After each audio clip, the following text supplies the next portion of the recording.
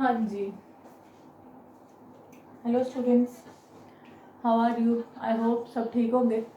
ठीक है, तो अभी हमारा जो नेक्स्ट लेक्चर है वो है average rate and instantaneous rate of reaction. तो सबसे पहले अगर मैं इन दोनों वर्ड्स की बात करती हूँ, एवरेज एवरेज मतलब कि सपोज जैसे हम जा रहे हैं कहीं पे, ठीक है, अमृतसर टू समथिंग कहीं भी जा रहे हैं, तो हमारे पास जो हमारी टोटल जर्नी की जो एवरेज आएगी ना, कितना हमारा फ्यूल यूज़ हुआ इतने किलोमीटर्स में इतने, तो वो हमारा एवरेज है।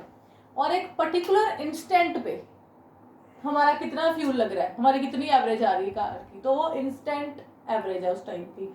तो एवरेज रेट हमें निकालने की जरूरत क्यों पड़ी? सबसे पहले मैंने लास्ट लेक्चर में आपको बताया था law of mass action and rate law. उसके अकॉर्डिंग क्या था कि जो रेट ऑफ रिएक्शन है वो किस चीज पे डिपेंड करता है, मोलर कंसंट्रेशन ऑफ रिएक्टेंट या फिर प्रोडक्ट्स पे। अब आपको पता है कि जो कंसंट्रेशन रिएक्टेंट की विद टाइम डिक्रीज हो रही है, क्योंकि रिएक्टेंट जो है वो क्या प्रोडक्ट बन रहे हैं, एंड कंसंट्रेशन प्रोडक्ट्स की इंक्रीज हो रही है, ठीक है, क्योंकि रिएक्टेंट जो है वो कन्वर्ट हो रहे हैं प्रोडक्ट में, तो प्रोडक्ट की कंसंट्रेशन इंक्रीज हो रही है। मतलब कि हमारे पास जो रिएक्टेंट्स हैं वो डिक्रीज हो रहे हैं और प्रोडक्ट्स हैं जो इंक्रीज हो रहे हैं with the passage of time. तो मींस कि रेट ऑफ रिएक्शन वो कांस्टेंट नहीं रहेगा थ्रू आउट, ठीक है। तो एक पॉइंट पे इस टाइम पे रेट अलग है, दूसरे टाइम पे रेट अलग है, तो हम एवरेज रेट ऑफ रिएक्शन लेते हैं। तो यहाँ पर मैंने एवरेज रेट ऑफ रिएक्शन क्या लिया, ये मैंने आपको रेट जो लिखना सिखाया था, आपको पता है माइनस साइन क्यों पड़ा है, क्योंकि रिएक्टेंट का जो है कंसंट्रेशन डिक्रीज होती है।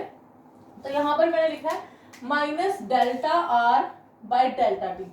अब यहाँ पर मैंने जो डेल्टा साइन यूज किया ना, जहाँ पे डेल्टा साइन, तो डेल्टा साइन का मतलब है डेल्टा वर्ड जो साइन हम यूज करते हैं लार्ज चेंजेस के लिए, क्योंकि हम ओवरऑल एवरेज रेट निकाल रहे हैं। सपोज अगर मैं यहाँ पे देखूँ इसको, यहाँ पे कंसंट्रेशन ऑफ रिएक्टेंट है विद टाइम जो कि डिक्रीज कर रहा है, concentration of reactant with time decrease कर रहा है। तो अगर मैं एक पॉइंट की बात करूं यहाँ पर, तो यहाँ पर कंसंट्रेशन मैंने C1 ले ली, इसके रिस्पेक्ट में ये T1 टाइम है, यहाँ पर C2 है तो इसके रिस्पेक्ट में T2 टाइम है।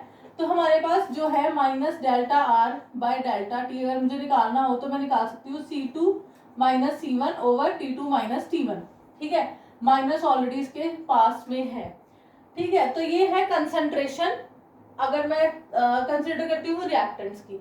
अगर मैं प्रोडक्ट की बात करती हूँ तो सेम ही बात है, बस ग्राफ डिफरेंट है कि कंसंट्रेशन जो प्रोडक्ट का है वो इंक्रीज कर रहा है, ठीक है। तो यहाँ C1 के कॉरेस्पॉन्ड तो सेम ही है, बस यहाँ पर क्या आ जाएगा delta P upon delta T, या फिर तुम इसको और आर एवरेज भी लिख सकते हो। तो ये हमारे पास आता है C2 minus C1 over T2 minus T1, ठीक है।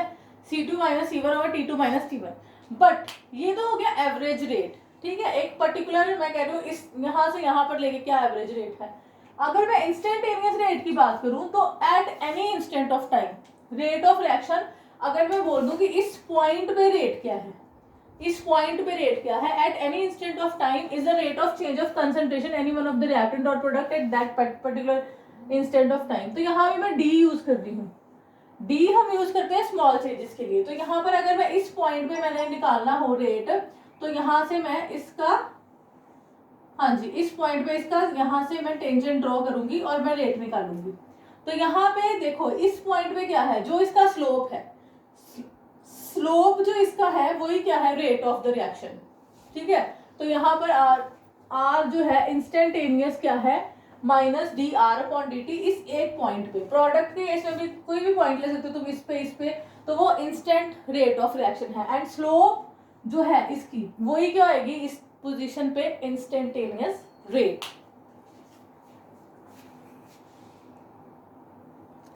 हाँ जी, तो यहाँ पे अगर मैं इंस्टेंटेनियस रेट लिखूं तो रेट ऑफ रिएक्शन क्या है, changing concentration over time taken, delta C और डेल्टा टी में लिख दिया, यहाँ पे जो भी है that is equals to slope of the reaction. हाँ जी, अब यहाँ पर एक और चीज है, जब आप एवरेज रेट निकालते हो ना, तो एवरेज रेट देखो तुमने इस टाइम से इस टाइम में निकाला, तो एवरेज रेट को हम बोल सकते हो कि रेट इन फाइनाइट टाइम, मतलब जो डिफाइन किया है हमने, इट्स नॉट इनफाइनाइट, या फिर रेट इन डिफाइंड टाइम, जो हमने टाइम बोला है कि इस टाइम से लेके इस टाइम के बीच में रेट क्या आएगा, दैट इज एवरेज रेट, ठीक है।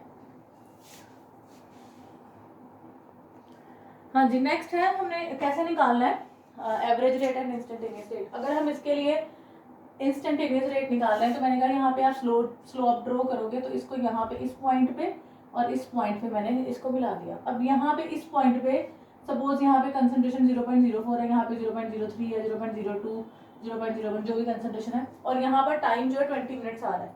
तो इंस्टेंटेनियस रेट आप कैसे निकालोगे, R instantaneous is equals to 0.04 divided, यहाँ पे कंसंट्रेशन मोल पर लीटर और ओवर 20 मिनट। तो यहाँ से आपके पास इंस्टेंटेनियस रेट आ जाएगा। अगर आपको सेकंड में बोला तो आप इसको सेकंड्स में कन्वर्ट कर लो। और एवरेज रेट कैसे निकालते हैं, सपोज यहाँ पे ये C1 0.01 है एंड C2 इज 0.03 और टाइम यहाँ पे 5 मिनट है या 15 मिनट, कोई भी टाइम ले सकते हो। तो कैसे निकालोगे आप, R average is equals to C2 minus C1 over T2 minus T1। तो C2 क्या है आपके पास 0.03 माइनस 0.01 ओवर 15 माइनस 5। तो यहाँ से आपका एवरेज रेट निकल जाएगा। अब यहाँ पे ये मैंने प्रोडक्ट के लिए निकाला है, तो यहाँ पे इसके लिए भी आप निकाल सकते हैं। लाइक ये मैंने 0.03 लिया था, ये मैंने 0.02 लिया है, तो यहाँ पे टाइम 20 मिनट लिया, तो यहाँ पे 5-10 मिनट कर दो। तो इसके लिए भी आप एवरेज और आर इंस्टेंटेनियस निकालोगे। तो अगर यहाँ पे आपको इंस्टेंटेनियस निकाला तो फिर से इसको इधर मिलाओ और आप अपना निकाल सकते हो इंस्टेंटेनियस रेट ऑफ रिएक्शन। ठीक है, तो नहीं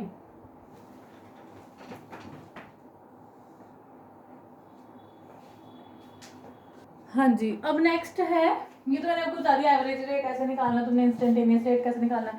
अब तुम मेजर कैसे करते हो रेट ऑफ रिएक्शन, तो जब तुम कोई जैसे हाइड्रोलिसिस करते हो, ठीक है, तो तुम क्या करते हो, जब किसी भी रिएक्शन का तुमने रेट ऑफ रिएक्शन निकालना है तो तुम क्या करते हो, रिएक्शन लगा दी तुमने, ठीक है, रिएक्शन लगा दी, उसको 5 या 10 मिनट या फिर टाइम जीरो पे हम क्या करते हैं, उसमें से जो हमारे रिएक्शन मिक्सचर है उसको निकालते हैं। ठीक है, सपोज हमारे रिएक्शन मिक्सचर में एसिड है, तो हमने उसको निकाला, उसको टाइट्रेट किया, एसिड बेस्ड टाइट्रेशन कर ली। तो पहले तो हमने जब उसको निकाला तो उसको फ्रीज करना होता है कि आगे जब हम उसका रेट डिटर्मिन कर रहे हैं तो वहाँ पर हमारे पास फर्दर रिएक्शन ना हो। तो पहले हमने उसको रिएक्शन मिक्सचर को निकाल लिया, ठीक है, ये आपका प्रैक्टिकल भी है। रिएक्शन मिक्सचर को निकाल लिया, उसको फ्रीज कर दिया, उसमें बर्फ डाल दी है, ठीक है, 0 डिग्री टेम्परेचर कर दिया, उसका रिएक्शन फ्रीज होगी, उस टेम्परेचर पे रिएक्शन नहीं हो रही है। उसके बाद हमने उसको टाइट्रेशन करी, सपोज हमने हमारा कितना एसिड यूज हो गया, तो मीन्स अगर जो हमने टाइट्रेटिंग मिक्सचर निकाला है उसमें एसिड होगा, उसकी रिएक्शन करेंगे तो वहाँ से हमें अमाउंट ऑफ एसिड पता चल जाएगा। फिर आफ्टर 10 मिनट्स फिर से हम रिएक्शन मिक्सचर निकालेंगे, जो हमने रिएक्शन मिक्सचर निकाला है, फिर से हम उसको फ्रीज करेंगे, फिर से हम उसके लिए कैलकुलेट करेंगे, उसको टाइट्रेट करेंगे कितना एसिड बचा है, ऐसे ही 10, 20, 30, 40 जितने मिनट्स बाद हम करते जाएंगे।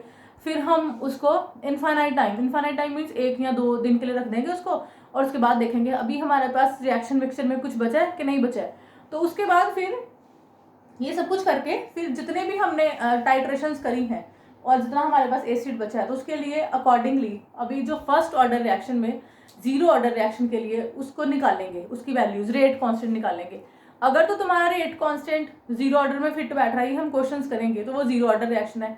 अगर वो फर्स्ट ऑर्डर के लिए तो वो फर्स्ट ऑर्डर रिएक्शन है।